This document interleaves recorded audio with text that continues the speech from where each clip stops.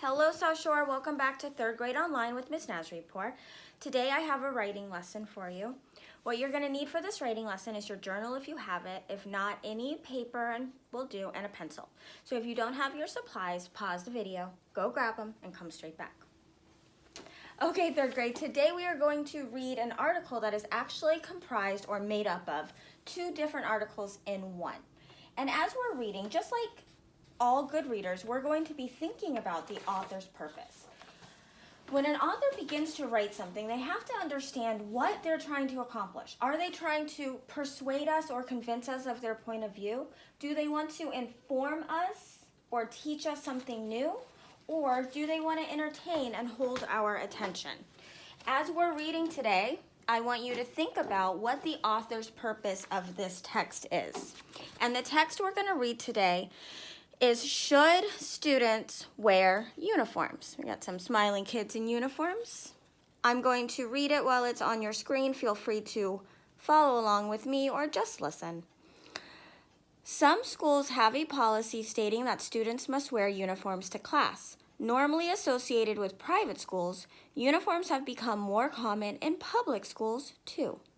According to the National Center for Education Statistics, uniforms are required at about 22% of U.S. public schools. What I read there, friends, is that although traditionally uniforms are mostly in private schools, they've now become common in 22% of public schools, like the public school we go to.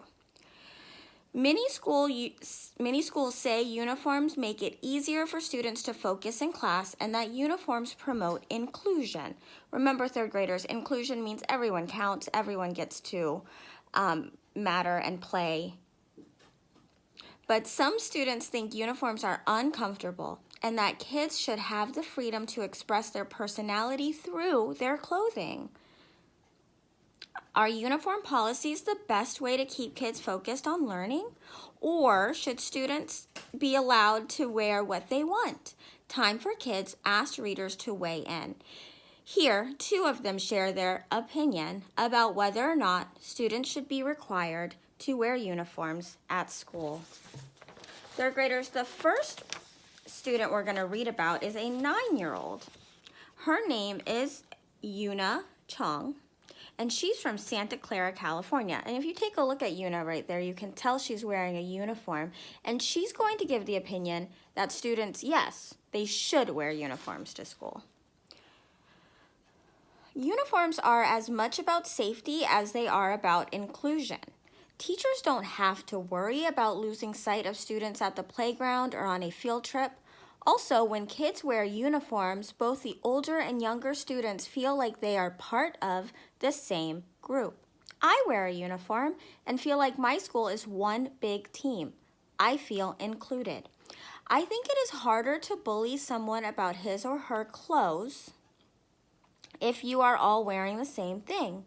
When everyone is dressed the same, you don't have to worry about how you look or about wearing the latest trend. Parents can save money as well. And in the morning, I can save time because I don't have to choose what kind of clothes I should wear. 3rd graders, Yuna has given her opinion. Yuna believes that it is appropriate for students to wear uniforms, and she's given us several reasons. Yuna has said that it will stop bullying, that it's safer because teachers can more easily identify their students in large groups, that it makes bullying harder, parents will save money, and students will save time. Now, was Yuna trying to give us new information? Was she trying to persuade or convince us of her point of view, or was she trying to entertain us? So when Yuna says that we should wear uniforms, she's giving her point of view. She is not only giving us her point of view that students should wear uniforms, she's telling us many different reasons why they should. So I think Yuna's purpose is to persuade us. Now we're going to hear from a 12-year-old. This 12-year-old's name is Emerson Sperling, and she's from Sterling Heights, Michigan. Emerson says, no. I don't think kids should have to wear a uniform. If students are wearing the exact same thing, they can't express themselves. Kids should feel like they can be their own person. They shouldn't have to match. During school hours, we should also be comfortable. If we're in scratchy shirts and uncomfortable dress pants, we're not going to focus very well. I get that the teachers don't want us focusing on everyone else's clothing, but it's still uncomfortable to be in a uniform all day. Also, parents have to go shopping and spend a lot of money on the uniforms. If students could wear normal clothes, we'd be able to express ourselves, be comfortable, and not spend money on outfits that we never wear at home. Third graders, just like Una was trying to convince us of her point of view that students should wear uniforms, Emerson is trying to convince us of her point of view. She's also trying to persuade by giving her opinion and by giving reasons. She's saying we shouldn't wear uniforms because kids can't show their identity, their personality, that they're uncomfortable, and that they cost more money because parents have to go shopping and spend a lot of money. And that then she also sums it all up down here in a closing paragraph. Emerson is trying to persuade you that students should not wear uniforms. Now, I'm curious, what is your point of view? What do you think, third graders? Do you think that students at South Shore should have to wear uniforms?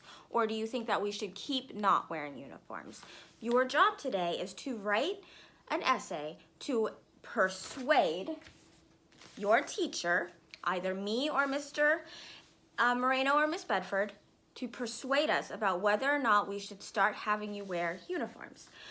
Okay, when you get your opinion paper written with lots of good reasons why or why not, please go ahead and email or text it to your teacher. We can't wait to read them. Okay, third graders, talk soon.